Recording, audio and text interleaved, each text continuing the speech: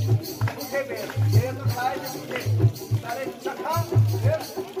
तो भगवान को खिलाया और भगवान ने प्रेम से खाई जिसने अमन देश के बीच भक्ति का भाव था कोने कहते हैं भगवान पत्नी राधे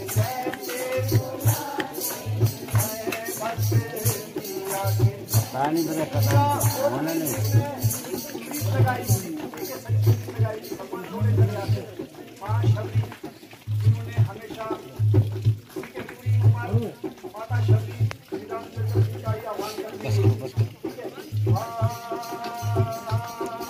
कुछ शो बनाने शो में मातन समुद्र मंथन हो रहा था देवी और देवताओं के बीच में जब वहां से अमृत निकला और निकला भगवान भोले शक्ति ने जो है जब कल्याण के लिए वो पी लिया कंठ में बसा दिया और अमृत किसको दिया